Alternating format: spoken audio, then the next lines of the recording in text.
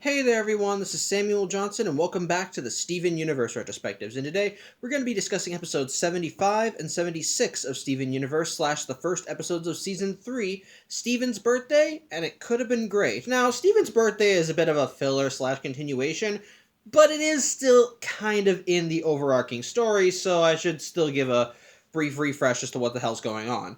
The gems caught Peridot, and upon her capture, she revealed that there was a superweapon hidden beneath the earth called the Cluster, an artificial fusion of hundreds of gem shards that when it would form, it would destroy the earth, so now they're having an impromptu truce to build the drill to get to the cluster and destroy it. So until it's finished, the gems have taken up residence in Greg's old barn. However, Steven's birthday takes place on Steven's birthday. So yeah, as we saw last week, it's Steven's birthday, and the gems have decided to take a break from building the drill to just sit down and celebrate Steven's birthday. And by the gems, I mean the crystal gems. Peridot really does not give two shits and really just spends the entirety of the episode continually building the drill. And as a result, we only see her in like one scene, and it's her just pretty much giving them the rough equivalent of no thank you. Well, the non-verbal equivalent, but whatever. Anyway, but bottom line, because it's Steven's birthday, the gems are getting a party going, and of course, you can't have a party without friends, and so Connie and Greg have been invited, with, of course, Greg acting as Connie's ride. And Connie, well, she's happy to be there, and she's happy to be there, and she's planning to stay the whole weekend, something that her parents only agreed to after they loaded her with every single form of safety equipment that they could muster, including a defibrillator of all things. However, as Steven and Connie are just kind of enjoying themselves and talking, Greg kind of just politely pushes Connie out of the way and pulls Steven in for a hug, and it's all nice, and then Greg just says, "Look, man, look, just yesterday I felt like you were a toddler, and now here you are turning 14." And the instant Connie hears that, she kind of does a spit take. Yeah, they were drinking juice box at the time, and because, well, Steven don't look 14. And on top of that, Connie's 12. Yeah, we actually get their official ages. I know I said Steven was 13 before, but again, we don't learn Steven's age till this episode, so, you know. But yeah, kind of to reflect on this, Greg does end up pulling out a photo album of all of Steven's previous birthdays, and yeah, as the birthdays went by, Steven did grow up, and what I do like is that he did have the hat and cape and all that stuff that he had in the Too Many Birthdays episode. However, as Steven reached like 8 or 9, he started stagnating in terms of aging. He just basically, from 8 to now, there's been no real major growth in him. He's just stayed the same size, and for many years he's just kind of that's been how he's looked. And Greg just kind of thinks, he kind of stagnated there. And upon seeing the photos, Connie asks Greg, "Hey, Mr. Universe, can I show you how the defibrillator works?" And so she pulls him aside. Steven, of course, is a little concerned, so he eavesdrops on their conversation. And yeah, Connie wants to confide in Greg that she's afraid that Steven might not grow up. She asks, or more specifically, she's asking if he doesn't age. And Greg, well, he doesn't have a definitive answer. Again, Steven is not just a regular gem. He's half human, so they don't really know what to make of him. Yeah, the gems don't typically age, as apparently Greg knew them since he was in his 20s, but they have looked the same since the day he met them. So pretty much, they don't really know what to expect with Steven. They just gotta wait and see. Something that clearly does get to Connie a little bit, but again, Greg gives her the whole human beings motto to show that she has someone that she can trust. And of course, once Steven hears that, you can see him kind of hurting a little. He tries not to let it get to him, as he tries helping decorate for the party, and basically he helps Amethyst helps him put up some, like a streamer with his name on it, and how she does it is by using her stretching powers, and when Steven sees that, he gets a bit of inspiration, as after Greg ushers Steven into the barn so that he can do a grand reveal for his surprise and so forth, Steven decides he's going to take matters into his own hands, as once he emerges from the barn, he comes out older. He looks like he had a growth spurt since he was in the barn. Steven chalks it up to it being a magical growth spurt, but yeah, I'm just going to spoil this right now. He's using his powers to make himself bigger, which, funny thing I like, Zach Gallison, the voice of Steven, he actually gets to use his real voice. Yeah, something I have neglected to mention is that Zach Gallison, the voice of Steven, did hit puberty at some point between the first episode and now.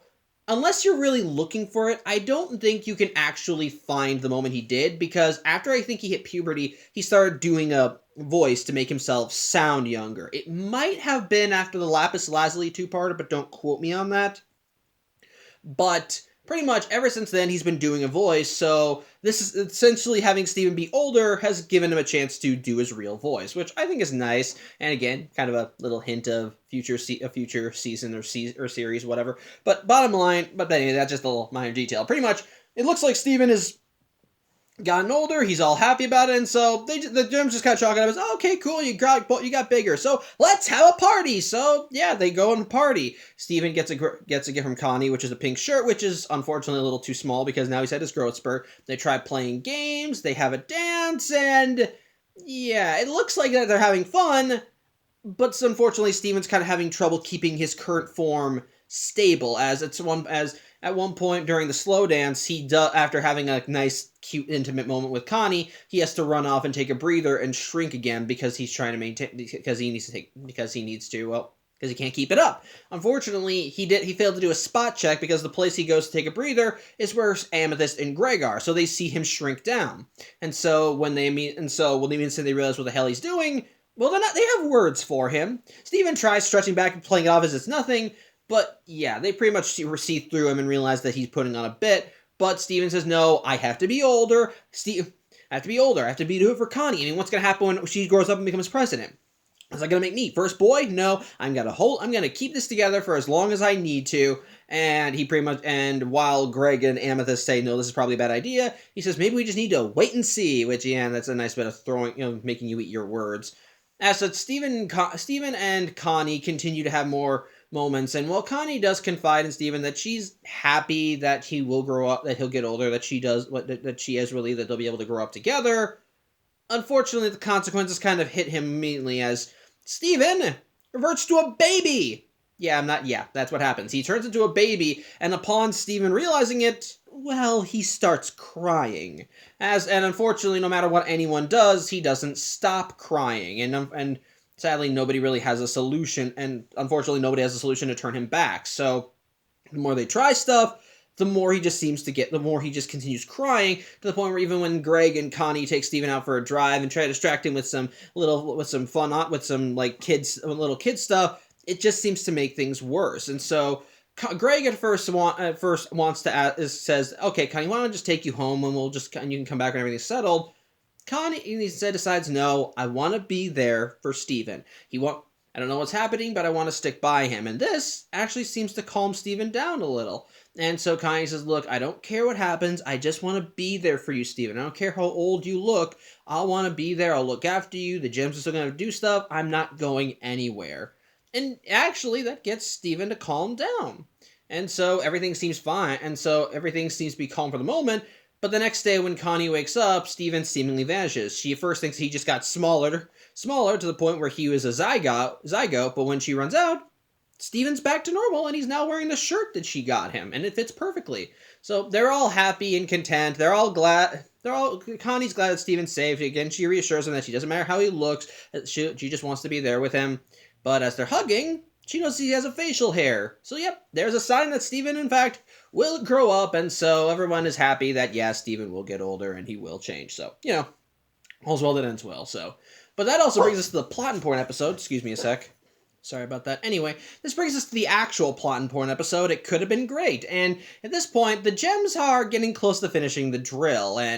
But while they're getting close, they just kind of take a moment to take it all in, as after all the hard work, the Crystal Gems want to take a break, though Peridot wants to know why the hell they're doing that if they still need to stop the cluster. Steven kind of has a talk with Peridot, and it leads to them kind of sharing a song called, I think, Peace and Love or Peace and Love on Planet Earth. I think that's what it's called. The point is, the song kind of is just kind of Steven trying to show Peridot that there's more to life than just numbers and factoids. There are times that you can just stop and take in the scenery, enjoy yourself, just do things that you enjoy because you like doing them. And Peridot is a bit perplexed by it, but also clearly intrigued by it because she does end up joining in with Steven, and she ends up adding lyrics to the song, talking about how she thinks they're all crazy, but she is too, but she may as well be as well, and the song pretty much comes to a close with them all putting the finishing touches on the drill. And so supposedly, everything's good. The drill's ready, they can go and get the cluster, right? Well, not really. It turns out that in order to get to the cluster, they need its exact coordinates, and for that, they need to know the cluster's entry point, and sadly, there are no facilities on Earth that actually have that information. Well, again, no facilities on Earth. It turns out there is one facility that they could possibly get to that may have the information they need, because it turns out there is a base on the moon. And while normal warp technology wouldn't be able to get them there, they do have a means of getting there. Lion, who while at first being his typical self and thinking, I don't want to do it, Steven manages to convince him by saying that if the Earth goes, he won't be able to take naps anymore. So, boom! Lion gives him a super warp right to the moon, which does take a lot out of him, but it does do the trick and get them to the moon base, which it looks very ominous and empty, clearly abandoned, but it does definitely look very otherworldly and strange. Also reveals a nice little factoid with the gems. Apparently, because their bodies are hard-light holograms, they automatically adjust to the gravity of any planetoid that they're actually on. So likewise, while Steven can bounce around because his weight's exactly the same on the moon, the gems, they can move around on the moon as if they were on Earth. So, Steven's only gets to be the moon boy.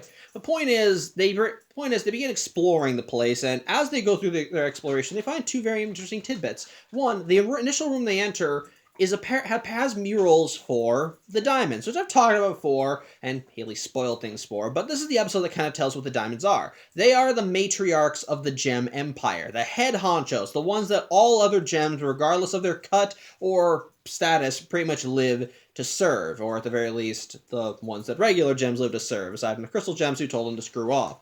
And of course, one of them is Peridot's diamond, the one that she and subsequently Jasper served, Yellow Diamond. Peridot pretty much just worships the ground that she walks on, says that she's perfect, that she's great, yada yada yada, blah blah blah. But that's really not important. The other thing they have to look for, which brings us to the other thing they find, a set of stairs, which apparently sprout out of the floor and go to other levels, which they climb. It leads them to a room with a big giant orb, which doesn't become important until much later in the series, and then it leads them to the top floor where they find an old computer terminal for the gem elites, as it were. As such, when they go in there, first they really have no idea what to do with it, but Steven manages to activate it, and with Peridot's guidance, they are able to root through all the schematics and so forth to figure out where the cluster was injected. Apparently there are two kindergarten sites, the Alpha, which was the one that we all know, and a Beta kindergarten, which really was not that great, but apparently it was where they injected the cluster into the Earth, and using that as a basis, they are able to figure out where the cluster is, and thus, with those coordinates, they can properly get the drill ready for actually going there and, gutting the thing. So yeah, all's well that ends well, right? Well, unfortunately, not really. Steven begins being his normal self and begins getting curious, like, oh, does this thing have games on it? And Peridot says, no, this is just for planning out gem colonies. So Steven wants to know more about that. And so Peridot says that if she looks through there, then he can find more information. And sure enough, it turns out the moon base does have information on all the gem structures that have been built on Earth. Like the Sea Spire, the lunar tower, the Sea Spire. Yeah, that was what it is. The Sea Spire, the Cloud Arena, I'm trying to think. There were many other locations, and I'm just blanking on all of them. The Galaxy Warp, pretty much just everything that the gems made on Earth. But the thing is, though, while those things are wondrous, they only account for 5% of what was initially supposed to be built. And when Peridot looks further to see what was going to be built, it's kind of a horror show.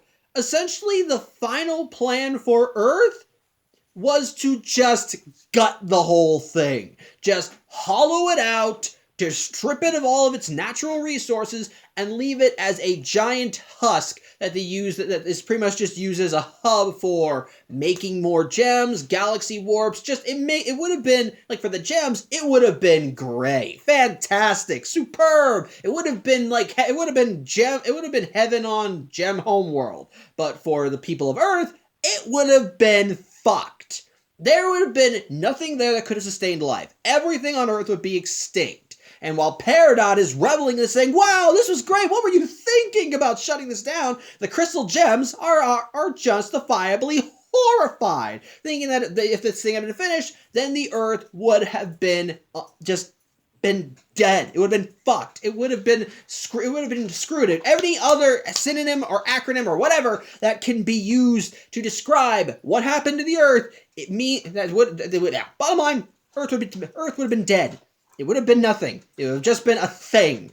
And the gems, well, they're not okay with this. And while Peridot defends the whole, this would have been great for us, and would have been great for us. This would have been great for us. It doesn't matter about all that stuff. Peril would have said, Rose said no. This would have meant the extinction of all. No, Garnet says this would have been the extinction of all life on Earth, and Pearl backs out by saying Rose Quartz we thought that all life was worth protecting, and Peridot says, well, because of her, this colony was failed, and now there's a giant cluster. So she clearly effed up. So thank you, Rose Quartz.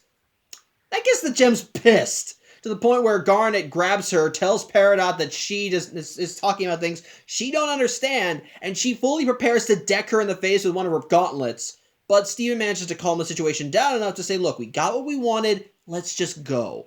And as such, she does drop Peridot, but does still have some smashing energy left, so she smashes the terminal. As such, the crystal gems just go on ahead, and while Peridot just says, I don't know what I said, I just stated an objective fact, it didn't. Basically, the rebellion didn't save the Earth; it just delayed the inevitable. And Steven says that's not how they see it. They fought for thousands of years defending the Earth, and I thought after all the time we spent together, you would understand why. As such, Steven starts walking away, but Peridot doesn't immediately join him as she gets a little pouty, and then looks to the chair. You see, something I forgot to mention is that on one of the arms of the chair, there was what looked like a little. I'm going to say a diamond. Just a little thing jutting out of it. Steven tried messing with it, and Peridot told him to stop it. But as Steven calls Peridot down further, she says, I'm coming, and she starts running down the stairs. As she walks by Steven, he sees that she has it in her hand, not mentioning it at all to any of the gems. And as she walks off to join the rest of the crystal gems, Steven sees her and realizes she's up to something. And that's where the episode ends, and I'm not going to be talking about anything further. As if you've seen my other vlogs, you know when it comes to two-parters, you gotta wait till the next part to get my full thoughts. So, let's talk about Steven's birthday. As I think I said, that's filler. Steven's birthday is a filler episode in the whole arc with the gem drill. But as it goes, it's entertaining filler, and I think it does well in adding a bit more to the lore. Adding more depth to Steven and Connie's relationship. Once again, we do see more of how their relationship blossoms, and seeing Connie still kind of getting used to Steven's world. Well, again, we know that Connie is fully ready to dive into Steven's world head first. She's been training with Pearl after all, and she's a very capable fighter now. But the thing is, there are still things that are uncharted territory, and in case in point, Steven. Or more specifically, Steven's age. While Steven is, of course, half human, well, he's half gem too, and both of those sides, they don't naturally mix. As we've seen with the crystal gems, they are literally just magic rocks that can project a body. They have magic powers and can do things that humans can't. While they can do things that normal humans can also do, like eat and sleep and so forth, they don't need to do those things, and they live on their own thing. They don't age. They come out as fully grown adults. It's essentially just they exist as a different form of life. Humans are a completely different thing. They're mushy, they're sensitive, they're soft, and unfortunately, when you take these two very different species and mesh them together into Steven, you don't know what you're gonna get. And sadly, that's kind of the thing with Steven. The question posited that he may never grow up, and that he may just be stagnating, and that may be the reason for it. It leads to some questioning, and it does lead to some more tension between Steven and Connie, whether both want to admit it or not. Steven, when he learns that Connie is concerned that he may never grow up, is justifiably feels distant, and it leads to him doing things to his body that end up hurting him, just because he wants to be there with Connie. He wants to be there for Connie because he doesn't want to be left behind. Like in his own words, he doesn't want to be grown up. He doesn't want her to grow up and become president. Excuse me a second. Again, sorry about that. She thought someone was coming into the house. Anyway, like I was saying, Steven doesn't want like Connie to be grown up, but he's just stuck being a kid.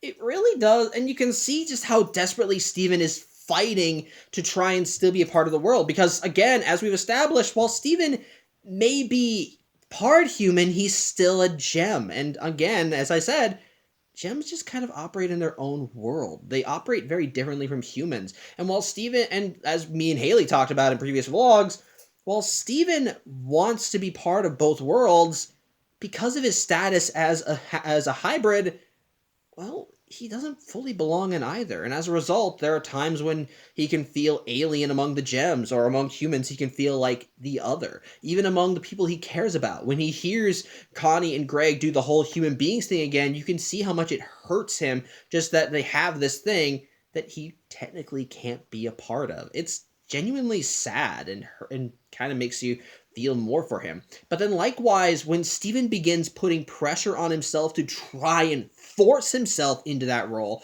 to try and showcase, I want to be in this world, I want to be a part of this person's life, because if I'm not totally like her, then I can't be in her life, it's sad. And I think that's what keeps him going on. He's afraid of not being a part of the